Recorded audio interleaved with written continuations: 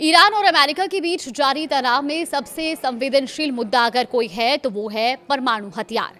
America की लंबे समय से कोशिश रही है कि ईरान परमाणु हथियार हासिल ना करे, लेकिन इसी मुद्दे को लेकर दोनों देशों के बीच तनाव लगातार बढ़ रहा है। और अब अमेरिकी कांग्रेस की सदस्य मार्जोरी टेलर ग्रीन ने एक दावा किया है और इस दावे ने इस पूरे मामले को और गंभीर बना दिया है। ग्रीन ने दावा किया है कि ईरान के खिलाफ परमाणु हथियारों के इस्तेमाल पर अमेरिकी अधिकारियों की रणनीतिक बैठकों में चर्चा हो रही है और अगर ये दावा सही साबित होता है तो इसके मायने बेहद गंभीर होंगे। लेकिन यहाँ सबसे जरूरी बात यह भी है कि ग्रीन के इस दावे के समर्थन में फिलहाल कोई सबूत सामने नहीं आया। न अमेरिकी सरकार की ओर से ऐसा कोई सार्वजनिक दस्तावेज सामने आया है जो इस दावे की पुष्टि करता हो और ना ही ग्रीन के अलावा किसी अन्य व्यक्ति ने इसकी स्वतंत्र रूप से पुष्टि की है। तो आखिर मार्जोरी टेलर ग्रीन ने क्या कहा है वो आपको विस्तार से बता दें। देखिए, ग्रीन ने रविवार को सोशल मीडिया प्लेटफॉर्म एक्स पर पोस्ट करते हुए दावा किया कि ईरान युद्ध को लेकर अमेरिकी अधिकारी रणनीतिक बैठक कर रहे हैं और इसमें ईरान पर परमाणु हथियार इस्तेमाल करने की चर्चा कर रहे हैं। अब ग्रीन का कहना है कि वो सिर्फ अटकलें नहीं लगा रही बल्कि उन्हें इसकी जानकारी है, लेकिन इस दावे को फिलहाल स्थापित तथ्य नहीं माना जा सकता क्योंकि इसकी स्वतंत्र पुष्टि नहीं हुई है। ग्रीन लंबे समय से अमेरिकी सैन्य कार्रवाई की आलोचना भी करती रही हैं। उन्होंने इस बार भी चेतावनी दी है कि अगर ईरान के खिलाफ परमाणु हथियार इस्तेमाल किए गए तो इसका असर सिर्फ ईरान तक सीमित नहीं रहेगा। उनके मुताबिक ऐसा कदम पूरी दुनिया को एक बड़े संघर्ष की तरफ धकेल सकता है और उन्होंने अमेरिकी नागरिकों से परमाणु हथियारों के इस्तेमाल का विरोध करने और युद्ध रोकने की अपील भी की है। अब सवाल है कि ग्रीन के इस दावे को अमेरिकी खुफिया एजेंसियों के पिछले आकलनों के संदर्भ में कैसे समझा जाए। तो 2025 की रिपोर्ट में अमेरिकी खुफिया समुदाय ने कहा था कि ईरान परमाणु हथियार नहीं बना रहा था।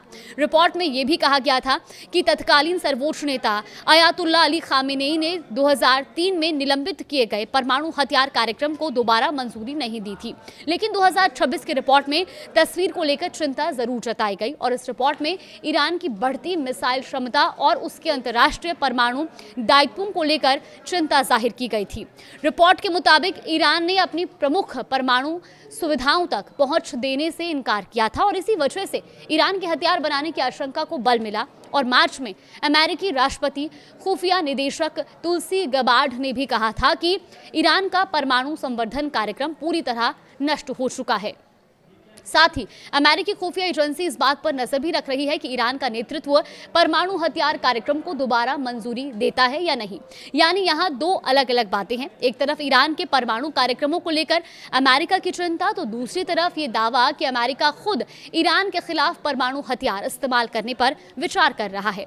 अब इन दोनों को एक ही बात मान लेना भी सही नहीं होगा।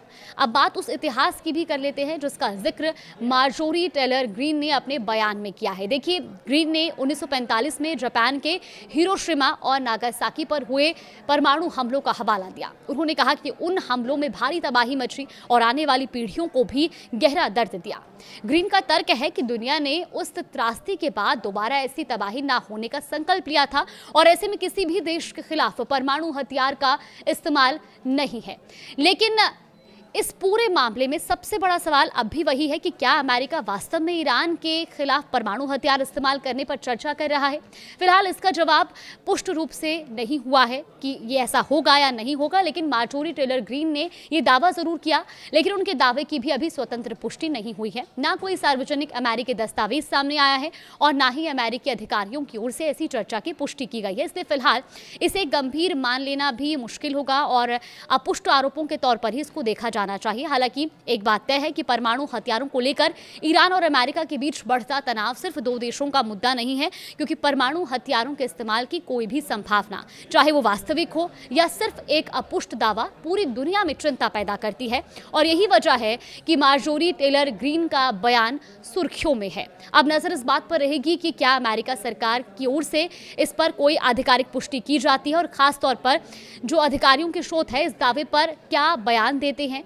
यह आरोप बिना पुष्टि के ही राजनीतिक बयान बनकर रह जाता है या फिर इस पर आगे कोई सफाई भी दी जाती है। इस पर हमारी भी नजर बनी हुई है। कुछ अपडेट आएगा तो आप तक जरूर साझा करेंगे।